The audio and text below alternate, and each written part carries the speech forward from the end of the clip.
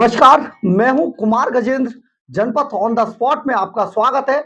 हमारे दूसरे social media platform podcast with Kumar Gajendra में भी आपका स्वागत है, जहां आप हमें सुन सकते हैं। बड़ी बात है, बहुत बड़ी खबर सुप्रीम कोर्ट से निकल कर आ रही है। सुप्रीम कोर्ट ने अरविंद केजरीवाल को अंतरिम जमानत दे दी है। यह मामला तब हुआ है जब एक दिन पहले ही जिस बेंच की एक जस्टिस ने अपने आप को अरविंद केजरीवाल के इस फैसले से अलग कर लिया था, इस सुनवाई के मामले से अलग कर लिया था, उसके अगले ही दिन जो फैसला आता है बेंच का, वो आता है कि अरविंद केजरीवाल को अंतरिम जमानत दे दी जाती है। इसके बाद राजनीतिक गलियारों में हंगामा मच गया है। और आप समझिए ऐसे क्या कारण थे कि एक दिन पहले ही एक जस्टिस, जिस बेंच ने इन्हें जमानत दी, उस बेंच के एक जस्टिस अपने आप को अलग कर लेते सुनवाई से। यानी कि कहीं कुछ ऐसा प्रेशर था। हालांकि ये बातें अभी निकलकर सामने नहीं आती हैं, ये अभी भविष्य के गर्त में है। जब कभी कोई जस्टिस अपनी किताबें लिखते हैं या कोई और इस टाइप की किताबें लिखता है, तब ये बातें सामने निकल कर आती हैं।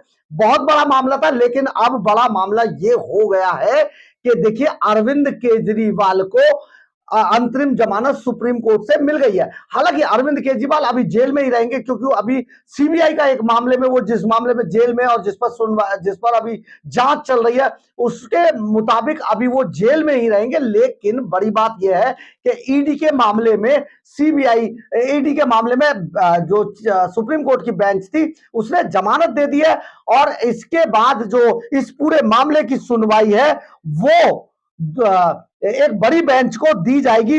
इस पूरे मामले में आखिर क्या हुआ, इस सारे मामले पर हम आपको परत दर परत कई चीजें बताएंगे। अभी ये शुरुआती है, क्योंकि अभी ऑर्डर आया नहीं है पूरी तरीके से, लेकिन हम आपको अभी बाद में डिटेल में बताएंगे। परंतु इसमें आप देखिए, आम आदमी पार्टी ने अभी से बवाल काटना शुरू कर दिया है। आम आदमी पार्टी इस तरीके से दिखाने की कोशिश कर रही है, अरविंद केजरीवाल के ट्विटर हैंडल से एक्सपोज से ट्वीट कर दिया जाता है, सत्यमेव जयते, उनकी तिरंगा लेकर एक फोटो जारी कर दी जाती है। इतना बड़ा भ्रष्टाचारी को अब फिर से एक बड़ा बड़ा के दिखाने की कोशिश आम आदमी पार्टी की शुरू हो गई है। और आम आदमी पार्टी ने तुरंत ही कितने अनर्गल झूठे आरोप, झूठी बातें कहते हुए प्रेस कॉन्फ्रेंस कर दी। जरा इस कॉन्फ्रेंस को एक बार सुनिए। आतिशी मार्लेनो, संदीप पाठक और सौरभ भारद्वाज एकदम तुरंत प्रेस कॉन्फ्रेंस करने आ गए और बड़ी बड़ी बातें करने लगे। जरा एक बार सुन लीजिए इस प्रेस कॉन्फ्रेंस को। बार कहा कि इन्फोर्समेंट डायरेक्टोरेट के पास अरविंद केजरीवाल जी के खिलाफ कोई सबूत नहीं है। उन्होंने ये भी कहा कि ईडी इस केस में एक बायस के साथ एक्ट कर रही है। ये कोर्ट के शब्द हैं, ये हमारे शब्द नहीं हैं। आज राउज एवेन्यू कोर्ट के उस फैसले पर सुप्रीम कोर्ट ने भी मोहर लगा दी और अरविंद केजरीवाल जी को ईडी के मुकदमे में जमानत दे दी। लेकिन भारतीय जनता पार्टी को यह पता था, उनको पता था कि राउज एवेन्यू कोर्ट से जमानत मिल गई है, उनको पता था कि सुप्रीम कोर्ट से भी जमानत मिल जाएगी। इसीलिए उन्होंने एक और षड्यंत्र रचा और सुप्रीम कोर्ट में जिस दिन अरविंद केजरीवाल जी की जमानत का केस आना था, उससे पिछले दिन अपने एक और राजनीतिक हथियार सीबीआई से अरविंद केजरीवाल जी को गिरफ्तार करवा लिया। क्यों किया गिरफ्तार सीबीआई से? सिर्फ और सिर्फ इसलिए गिरफ्तार करवाया कि अगर ईडी के केस में जमानत मिल गई तो अरविंद केजरीवाल जी बाहर आकर 10 गुना स्पीड से दिल्ली के लोगों का काम करने लग जाएंगे। और भारतीय जनता पार्टी का षड्यंत्र रुकता नहीं है, इसलिए सीबीआई के केस में अरेस्ट किया।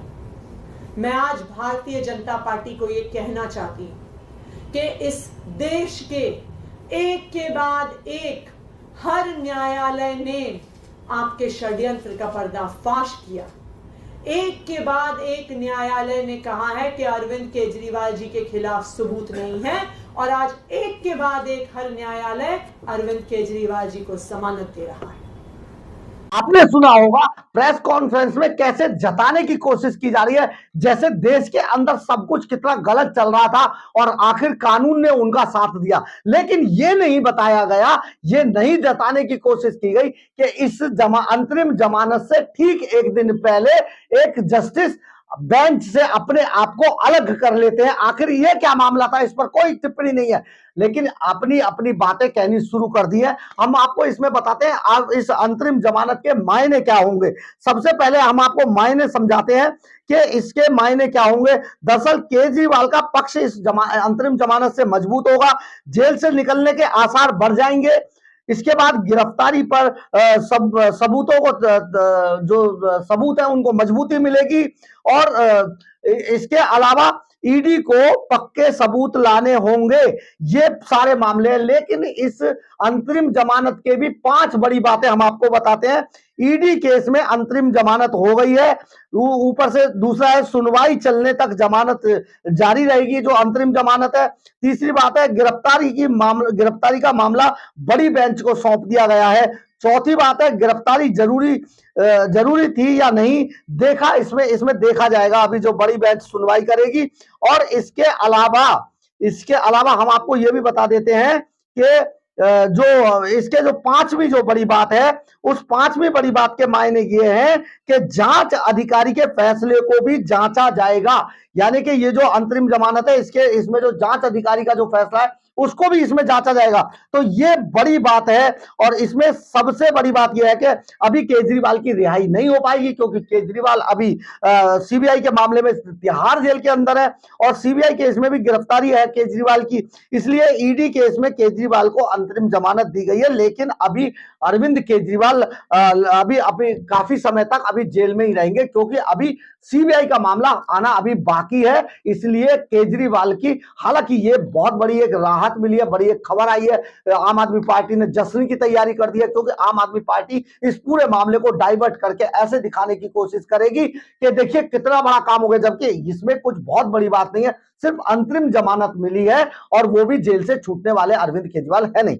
बहरहाल अगर आपको हमारी खबर अच्छी लगे तो आप इसे लाइक, सब्सक्राइब और शेयर जरूर करें। कमेंट्स बॉक्स में अपनी राय जरूर लिखें, इससे हमें बहुत बहुत बहुत ऊर्जा मिलती है। और अगर आप हमारे चैनल पर नए हैं तो हमारे चैनल को ज्वाइन करना ना भूलें। जय हिंद, जय भारत।